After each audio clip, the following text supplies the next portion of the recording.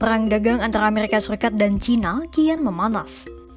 Perseteruan dua negara adidaya itu telah mengguncang pasar global termasuk bisnis besar dan kecil. Kemudian yang jadi pertanyaan adalah siapa yang akan menyerah lebih dulu?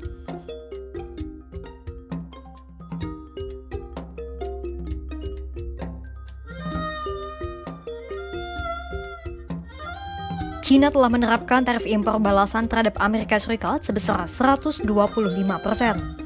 Sementara Amerika Serikat menerapkan tarif impor yang lebih besar sebesar 145%. Pada Kamis 16 April 2025, muncul kabar yang menyebut bahwa Trump menaikkan tarifnya hingga 245%. Namun, Gedung Putih segera mengonfirmasi bahwa tarif 245% itu terjadi pada barang-barang Cina yang telah menerima tarif sebesar 100% pada masa pemerintahan Joe Biden sebelumnya. Kemudian pada 15 April 2025, Trump menambahkan serangan perang dagangnya dengan memerintahkan penyelidikan nasional terhadap ketergantungan Amerika Serikat pada impor mineral penting. Jika hasil penyelidikan merekomendasikan tarif, hal ini bisa memperburuk ketegangan. Sementara pada hari yang sama, China secara efektif telah melarang semua maskapai untuk mengimpor pesawat Boeing buatan Amerika Serikat. Dengan diberlakukannya tarif impor 145%, kemungkinan transaksi perdagangan China dan Amerika Serikat akan efektif terhenti. Menurut Wakil Presiden Bidang Penelitian dan Strategi di Asia Pacific Foundation of Canada, Vina Najibullah, menyebut, siapapun yang berkedip dulu tergantung siapa yang bisa menahan rasa sakit dan yang lebih siap.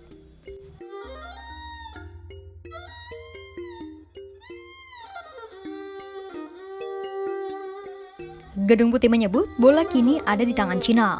Sementara situasinya, ekonomi Amerika Serikat relatif lebih kuat mengingat China menghadapi berbagai tantangan ekonomi. Mulai dari tingginya pengangguran hingga permintaan domestik yang rendah. Jika dipikir, bisa jadi China yang lebih dulu duduk di meja perundingan dan memohon kepada Amerika Serikat.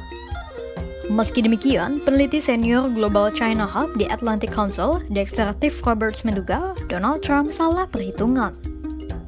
Pasalnya, China telah mengantongi banyak pengalaman sejak Trump pertama kali mengobarkan perang dagang pada tahun 2018.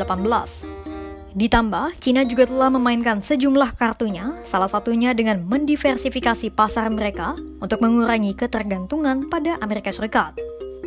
Misalnya kacang kedelai. Selama ini, impor terbesar China dari Amerika Serikat adalah kacang kedelai untuk pakan ternak. Namun belakangan, China mulai banyak mengambil kacang kedelai dari Brasil sebagai negara penghasil kacang kedelai terbesar di dunia. Sementara pada tahun 2024, ekspor China ke Amerika Serikat sudah turun menjadi 14,7% dari yang sebelumnya 19,2%.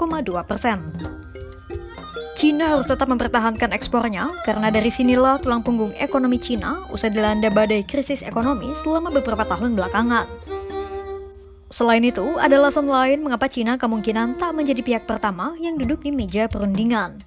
Alasan lain adalah karena Presiden Xi Jinping selama ini telah membangun citranya sebagai orang kuat yang tak mudah menyerah kepada Amerika Serikat. Tak mungkin bagi Xi untuk mempertaruhkan citranya itu dengan mengajukan negosiasi kepada Amerika Serikat terlebih dahulu. Meski demikian, tak menutup kemungkinan China akan merasakan rasa sakit yang lebih besar, mengingat penurunan ekspor ke China cukup memukul sektor manufaktur Beijing.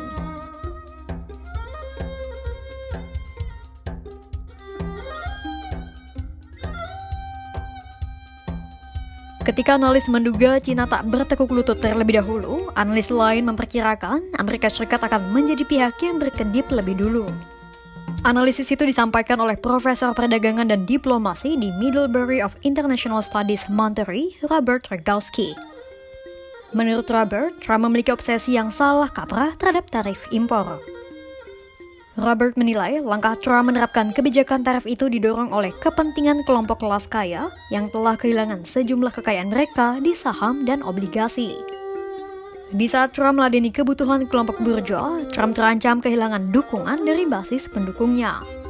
Meski demikian, Trump diduga mulai menyerah usai dirinya ditekan oleh para eksekutif industri, khususnya di sektor teknologi dan informasi. Robert menduga sudah ada pembicaraan yang terbangun antara Trump dengan para eksekutif industri. Pasalnya, Gedung Putih telah memberlakukan tarif yang berbeda terhadap barang-barang impor teknologi dan semikonduktor dari China.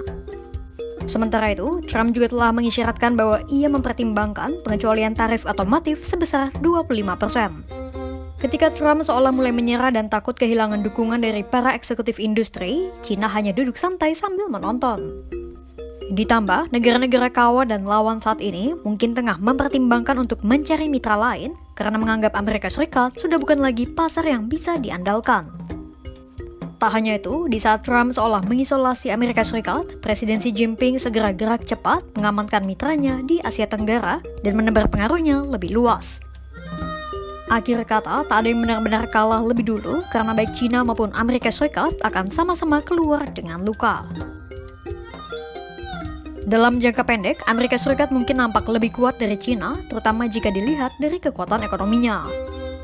Meski demikian, kebijakan proteksionisme Trump yang mengisolasi Amerika Serikat dari global pun tak berarti baik untuk kondisi ekonomi Washington dalam jangka panjang. Sejarah telah membuktikan kerjasama global yang bebas dan terbuka adalah kunci dari belenggu krisis ekonomi. Kira-kira sampai kapan Amerika Serikat dan China akan adu urat dalam perang dagang terkini?